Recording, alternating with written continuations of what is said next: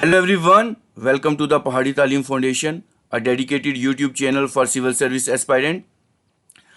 आज जो हम लेक्चर डिस्कस करने वाले हैं वो रहेगा बायोलॉजी के ऊपर, और जो हमारा टॉपिक ऑफ कंसर्न रहने वाला है वो रहने वाला है ऑन अ राइबोसोम. ठीक है, हमारा जो टॉपिक ऑफ कंसर्न रहेगा वो राइबोसोम्स पे रहेगा, क्योंकि जो हमारा टॉपिक रहता है सेल एंड सेल ऑर्गेनली, उसमें ये एक बहुत इंपॉर्टेंट ऑर्गेनली है जो एग्जामिनेशन पॉइंट ऑफ व्यू से बहुत ज़्यादा इंपॉर्टेंट है. जितने भी स्टेट पीसीएससी एग्जाम्स हो या हमारे नीट्स के एग्जाम्स हो, ठीक है, उसमें राइबोसोम्स हो या बाकी जितने भी ऑर्गेनलीज हैं उसमें से कोई ना कोई क्वेश्चन एग्जामिनेशन में ज़रूर आता है. So without wasting time let's start the video. So सबसे पहले अगर हम देखें हमारे पास आ जाता है राइबोसोम्स. राइबोसोम्स होता क्या, सबसे पहले अगर हम देखें तो सबसे पहले देखा जाए ये जो राइबोसोम है it is an intercellular structure. It is an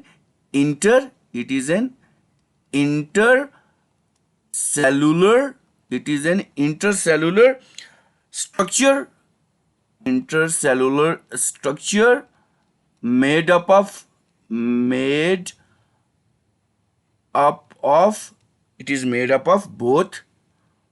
both RNA and protein. ये किसका बना रहता है? ये एक इंटरसेलुलर स्ट्रक्चर होता है जो कि आरएनए और प्रोटीन से बना रहता है, and it is of course called as the site of protein synthesis. और इसी को हम क्या कहते हैं? Site of protein synthesis. जितनी भी प्रोटीन होती है वो यहाँ बनती है. साइट ऑफ प्रोटीन सिंथेसिस भी इसको कहते हैं. ठीक है, ये चीज़ आपने ध्यान में रखनी है. सो वो पूछ लेंगे क्वेश्चन एग्जामिनेशन में कि which organelle is known as the site of the protein synthesis. So आपने जो आंसर वहाँ पे मार्क करना है वो क्या मार्क करना है? राइबोसोम. बहुत ज़्यादा इंपॉर्टेंट रहता है एग्जामिनेशन पॉइंट ऑफ व्यू से ये क्वेश्चन. ठीक है, और इसको आपने याद रखना है ताकि एग्जामिनेशन में आप इसको सही से मार्क कर सकें. ठीक है, फिर अगर हम इसकी डिस्कवरी के ऊपर कुछ चीज़ें डिस्कस कर लें, ठीक है ना. So ribosome was first isolated from the cell cytoplasm by centrifugation. सबसे पहले अगर देखा जाए जो राइबोसोम था इसको जो हमारा सेल साइटोप्लाज्म होता है उससे निकाला गया था, आइसोलेट किया गया था, अलग किया गया था. किसकी मदद से? By the process of centrifugation. और ये सेंट्रीफ्यूगेशन किसने की थी? तो ये सेंट्रीफ्यूगेशन की थी ए क्लाडे ने. ठीक है जी, याद रखें ए क्लाडे ने ये की थी. और कभी कभी डेट भी पूछते हैं कब की थी? इन 1943 में ये की थी, याद रखें. And were name as the microsome. और उस वक्त इसको क्या नाम दिया गया था? माइक्रोसोम दिया गया था. ये भी आप याद रखेंगे कि एट दैट टाइम इसको क्या नाम दिया था? At that time it was given as named. जो दिया था वो क्या दिया था? माइक्रोसोम दिया गया था. फिर अगर हम नेक्स्ट पॉइंट डिस्कस करें तो हमारे पास आ जाता है these were reported in plant cell. अगर देखा जाए प्लांट सेल में वो रिपोर्ट किया गया था. और वो किस प्लांट सेल में रिपोर्ट किया गया था? अगर देखें वो किस में किया गया था? Root cell of beans. जो रूट सेल्स ऑफ बीन थी उसमें रिपोर्ट किया गया था. और ये किन के द्वारा किया गया था? ये किया गया था रॉबिन्सन एंड ब्राउन के द्वारा. ये जो था वो क्या रिपोर्ट किया गया था, और डेट भी पूछ लेंगे कब किया गया था? 1953 में ये रिपोर्ट किया गया था. और अगर प्लांट सेल की बात करें तो प्लांट सेल में कब रिपोर्ट किया गया था? किन के द्वारा रिपोर्ट किया गया था? ये किया गया था जी क्लाडे के द्वारा. ठीक, जी प्लाडे के द्वारा. ठीक है जी, ये भी याद आप रखेंगे. ए क्लाडे ने तो फर्स्ट आइसोलेट किया था सेल साइटोप्लाज्म से, लेकिन एक और साइंटिस्ट है जिनका नाम है जी प्लाडे. याद रखें जी प्लाडे. सो जी प्लाडे ने एनिमल सेल में किया था. और अगर डेट पूछ लेंगे एग्जामिनेशन में तो ये कब किया था? 1955 में ये किया था. So these were called ribosomes. So इनको तब क्या कहा गया था? Ribosome. Due to the presence of high amount of RNA. क्योंकि यहाँ पे एक बहुत ज्यादा अमाउंट किसका था? आरएनए. सो कभी कभी आरएनए की फुल फॉर्म भी पूछ लेते हैं. RNA stand for, so RNA stand for ribo nucleic acid. Ribo nucleic acid. ठीक है, ये भी याद है। और कभी कभी डीएनए की भी पूछ लेते हैं, DNA stand for, so DNA stand for deoxy ribonucleic acid, ये भी आप याद रखेंगे, ठीक है। सो ये डी क्लाडे ने दिया था in 1955। So these are also called as Palade particles, और उस वक्त इनको एक नाम दिया गया था जिसको हम कहते थे Palade particles. So these form only a part of microsomnal fraction, तो ये क्या, एक माइक्रोसोमनल फ्रैक्शन के द्वारा बने गए थे। सो ये भी आप याद रखेंगे, एग्जामिनेशन पॉइंट ऑफ व्यू से ये बहुत ज़्यादा इंपॉर्टेंट रहता है। सो सबसे पहले अगर हम देखें, सो राइबोसोम क्या है। सो राइबोसोम एक ऐसी इंटरसेलुलर स्ट्रक्चर है that is made up of both RNA and protein, जो आरएनए और प्रोटीन से बना रहता है, और इसी को हम क्या कहते हैं, site of protein synthesis in cell. क्या कहेंगे, site of protein synthesis in cell, यहाँ पे प्रोटीन बनता है। सो राइबोसोम रीड क्या करता है, जितने भी हमारे मैसेंजर आरएनए होते हैं, जितने भी हमारे मैसेंजर आरएनए, इसको एमआरएनए भी कहते हैं, ठीक है जी, जितने भी मैसेंजर आरएनए होते हैं, सो क्या होता है, the ribosome read the messenger RNA sequence and translate them into genetic code, and translate them into the genetic code में इसको ट्रांसलेट करते हैं, ठीक है। और किस में करते हैं, एक स्पेसिफाइड स्ट्रिंग होती है हमारी अमाइनो एसिड की। अगर ये देखें, ये जो डायग्राम है, तो ये क्या करते हैं, ये specific string of amino acid में वो क्या करते हैं, इसको ट्रांसलेट करते हैं अमाइनो एसिड्स को, ठीक है।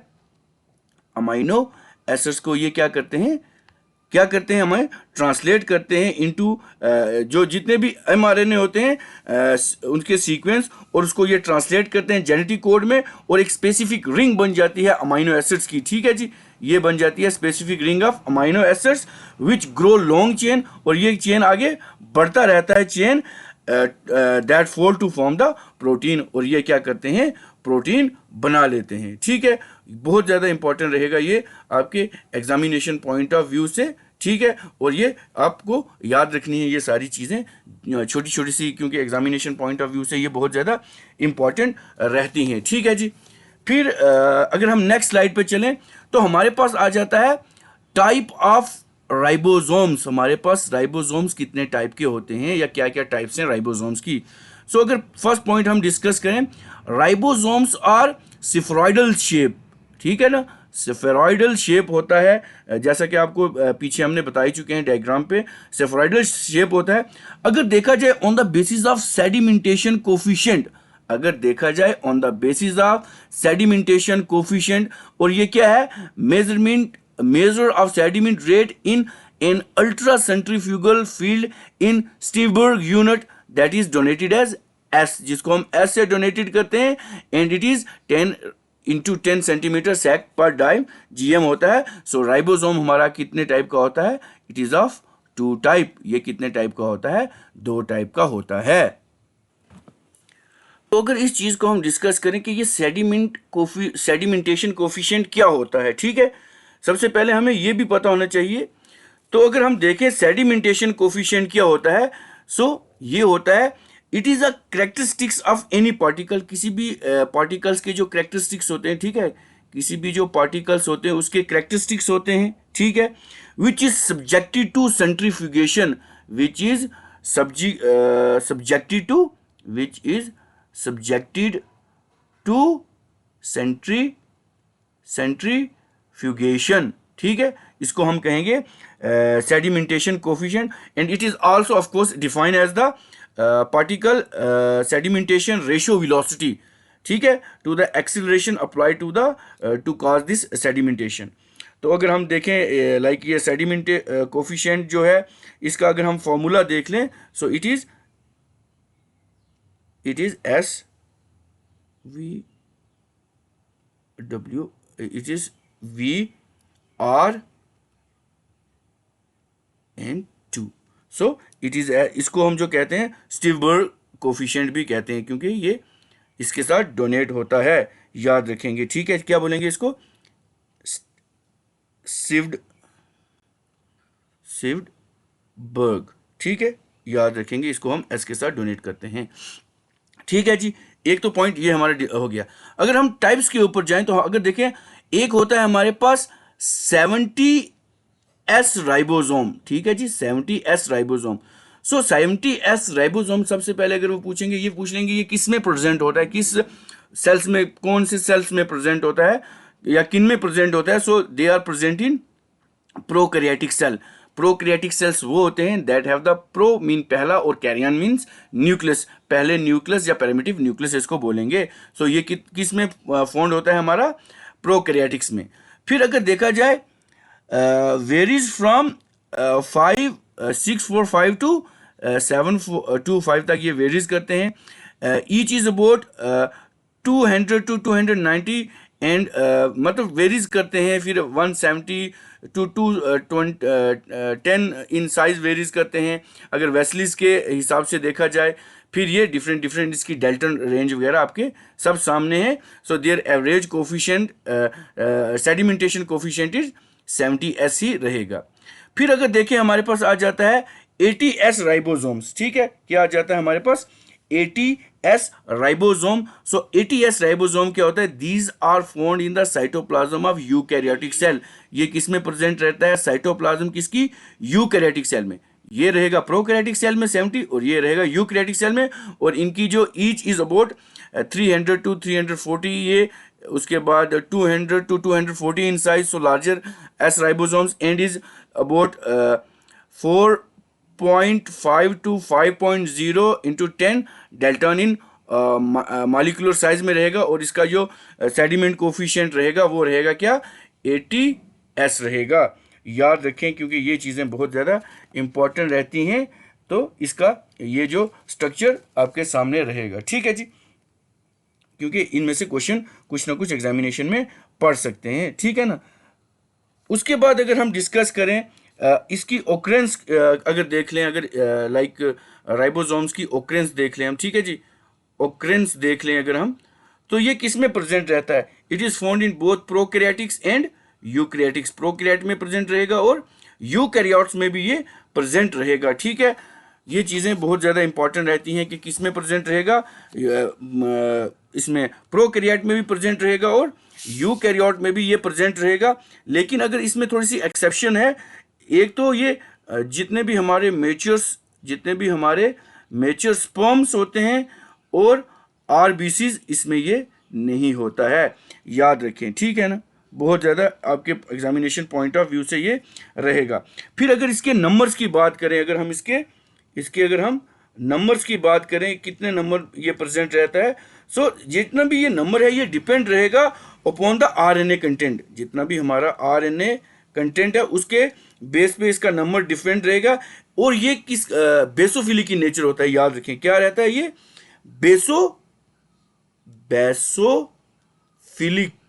बेसोफिलिक इन नेचर रहता है, याद रखें, बेसोफिलिक इन नेचर ये रहता है, basophilic nature of the cell रहता है ये, ठीक है। ये याद रखें आप, बहुत ज़्यादा इंपॉर्टेंट आपके एग्जामिनेशन पॉइंट ऑफ व्यू से ये बन जाएगा, ठीक है। फिर अगर कुछ और पॉइंट डिस्कस करें, अगर कुछ और पॉइंट, पहले थोड़ा सा इसको अरेज कर लेते हैं, ठीक है, थोड़ा इसको अरेज कर लेते हैं क्योंकि अब बहुत सारी चीज़ें जो हैं इनमें डिस्कस करनी पड़ जाती हैं, ठीक है। फिर अगर देखा जाए ये जो राइबोसोम है हमारा, ये सबसे पहले एक स्मॉलेस्ट इलेक्ट्रॉन माइक्रोस्कोपिक, सबसे पहले अगर देखा जाए स्मॉलेस्ट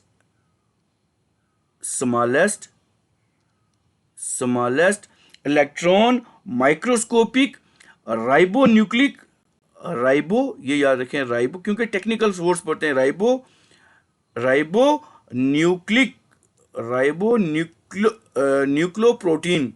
राइबोन्यूक्लियोप्रोटीन, जिसको हम क्या कहते हैं, आरएनपी, राइबोन्यूक्लियोप्रोटीन पार्टिकल्स कहते हैं इसको। या तो अटैच रहेंगे इधर ऑन RER, जिसको हम कहते हैं रफ इंडोप्लाज्मिक रेटिक्यूलम के साथ अटैच रहेंगे, या ये क्या रहेंगे, फ्रीली, जितने भी होते हैं ये फ्रीली रहेंगे हमारे, जितना भी ये साइटोप्लाज्म है इसके अंदर, ये साइटोप्लाज्म के अंदर ये फ्रीली जो है वो मूव करेंगे। और यहीं पे ये साइट ऑफ प्रोटीन सिंथेसिस है। और इसी को एक बहुत ज़्यादा इंपॉर्टेंट नाम पूछते हैं, क्वेश्चन ये रहता है कि which organelle is known as the protein factory. So हमारी जो राइबोसोम है यही जो है ये क्या है, प्रोटीन फैक्ट्री ऑफ सेल रहती है। याद रखेंगे, ये क्वेश्चन भी बहुत ज़्यादा इंपॉर्टेंट रहता है एग्जामिनेशन पॉइंट ऑफ व्यू से। ठीक है जी, तो ये सब कुछ रहेगा। फिर एक ब्लैंक स्लाइड ले लेते हैं, इस पर हम अगर इसको ड्रा कर लें, ठीक है, इसको सबसे पहले अगर हम ड्रा कर लें, इसका अगर हम देखें अल्ट्रा माइक्रोस्कोपिक स्ट्रक्चर, अगर इसका हम देखें अल्ट्रा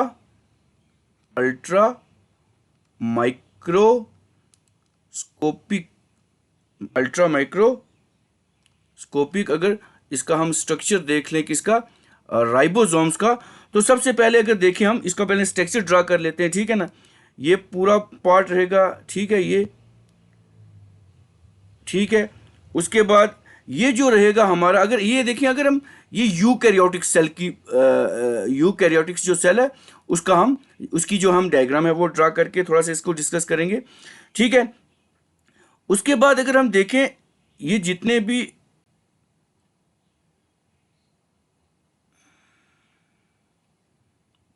ये हो गया, ठीक जी, कुछ करके ऐसा आता है।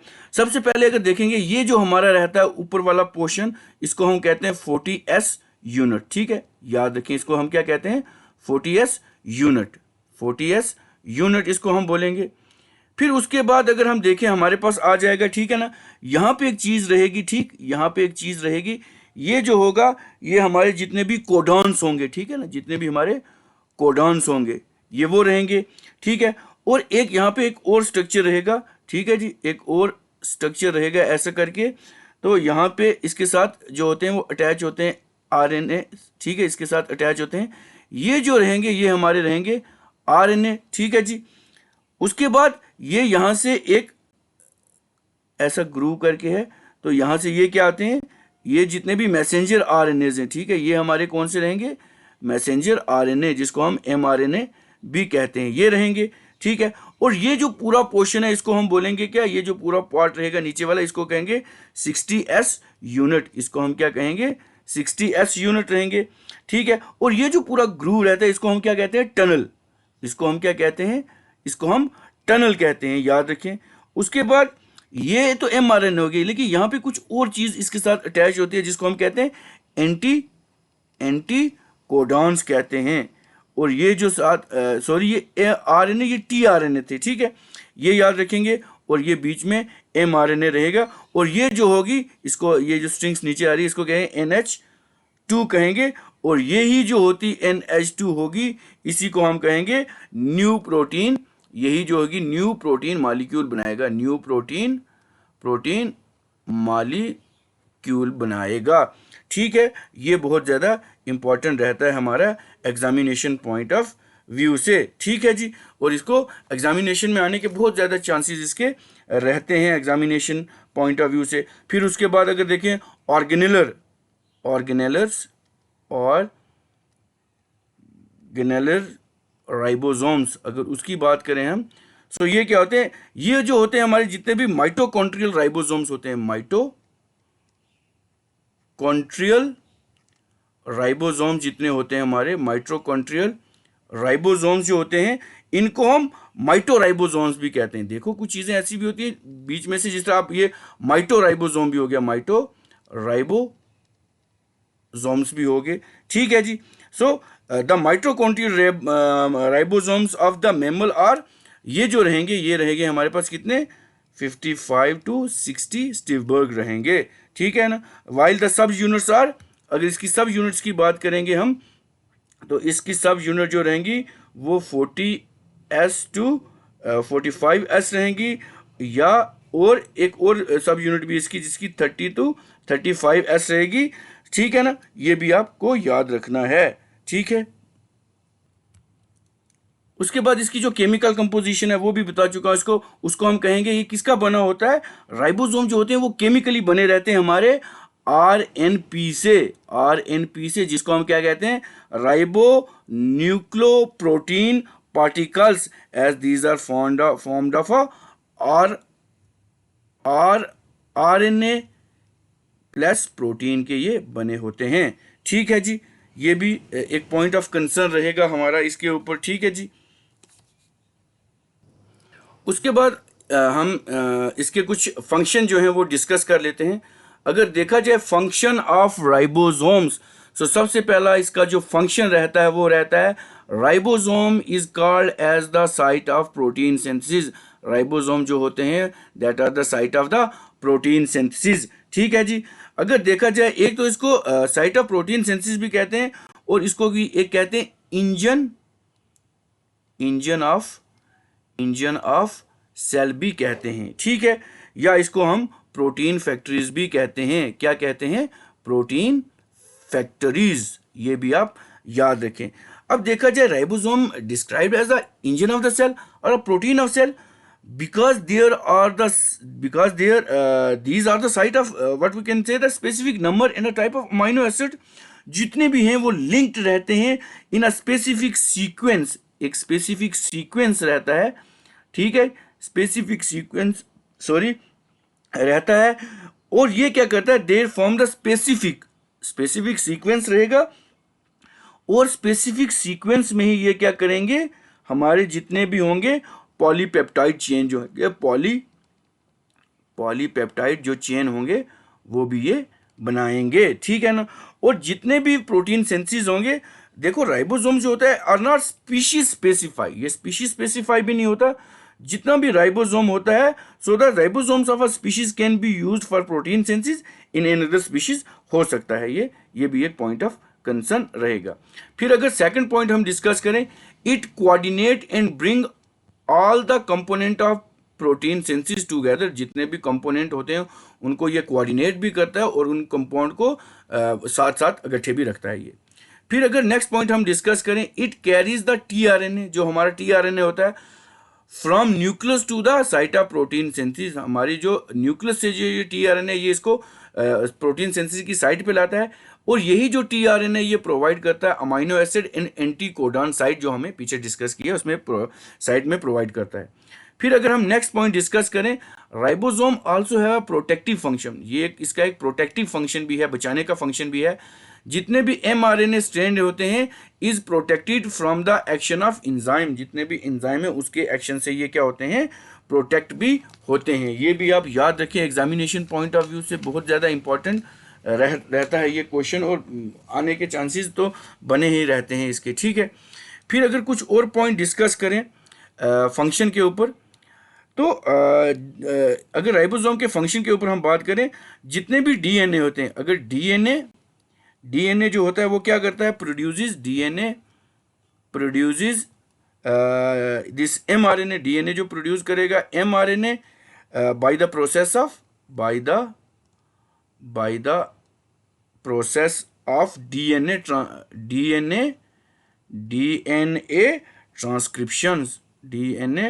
ट्रांसक्रिप्शन से ये क्या करेगा? द डीएनए प्रोड्यूस एमआरएनए किस प्रोसेस से करेगा? ट्रांसक्रिप्शन से ये बनेगा। ठीक है जी। उसके बाद अगर कुछ और पॉइंट डिस्कस करें, एक तो राइबोसोम हो गया साइट ऑफ प्रोटीन सिंथेसिस। उसके बाद इट असेंबल, जितने भी अमाइनो एसिड्स होते हैं ना, जितने भी अमाइनो एसिड्स होते हैं इनको ये असेंबल करता है और ये क्या बनाता है? उसे प्रोटीन बनाता है। और ये जो प्रोटीन होती है that are essential for to carry out the cell, से जितने भी सेलुलर फंक्शंस होते हैं उनको ये क्या करता है? एसेंशियल रहता है उनके फंक्शन जो है कैरी आउट करने के लिए। ठीक है। फिर अगर देखा जाए द एमआरएनए, अगर एक और पॉइंट डिस्कस किया जाए, जितने भी हमारे एमआरएनए होते हैं ये क्या is synthesize in the nucleus. ये सारे न्यूक्लियस में सिंथेसाइज करेंगे। ठीक है जी। और यही होंगे न्यूक्लियस से ट्रांसपोर्टेड होंगे साइटोप्लाज्म में फॉर प्रोटीन सिंथेसिस। ठीक, इसमें फॉर प्रोटीन सिंथेसिस के लिए ये होंगे। ये क्वेश्चन भी बहुत ज़्यादा इंपॉर्टेंट रहेगा एग्जामिनेशन पॉइंट ऑफ व्यू से। फिर उसके बाद अगर हम देखें एक और पॉइंट डिस्कस कर लें हम, जितना भी ये प्रोटीन सिंथेसिस होती है, जितनी भी ये प्रोटीन सिंथेसिस होती है ये हमारी साइटोप्लाज्म में, और यही यूटिलाइज इन साइटोप्लाज्म इटसेल्फ, ये इटसेल्फ इसमें यूटिलाइज हो जाती है। जो protein synthesis that was bonded ribosomes are transported to outside the cell. ये सारी आउटसाइड ऑफ द सेल चली जाती है। ये भी आपने याद रखना है एग्जामिनेशन पॉइंट ऑफ व्यू से।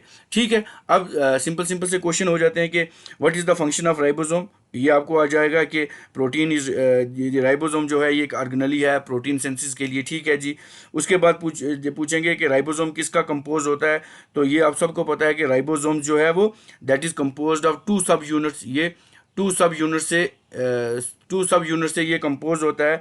एक तो रहेगा the smaller ribosomal subunit which read mRNA, जो mRNA को रीड करेगा, और दूसरा the larger ribosomal unit which form polypeptide, जो क्या करेगा polypeptide chain of amino acid बनाएगा, polypeptide chain of amino acid बनाएगा। ये भी याद रखें। उसके बाद पूछ लेंगे कि राइबोसोम वर्क कैसे करता है। आपको सब पता है जितने भी राइबोसोमल सब यूनिट होते हैं वो एक जगह पे इकट्ठे होते हैं और mRNA के ऊपर कंबाइन होते हैं और प्रोटीन सिंथेसिस करते हैं। ये बाइंड रहते हैं mRNA और यही स्टार्ट करते हैं साइट किसकी, प्रोटीन सिंथेसिस की ये साइट करते हैं।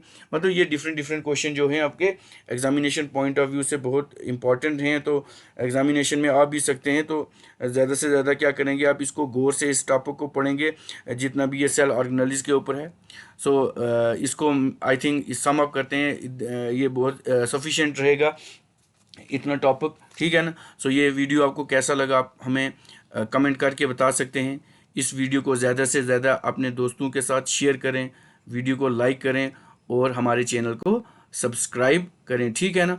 और बने रहें हमारे चैनल के साथ, जो कि आपका अपना चैनल है, दैट इज़ द पहाड़ी तालीम foundation with a tag line पढ़ना है बढ़ना है। With this, thank you very much.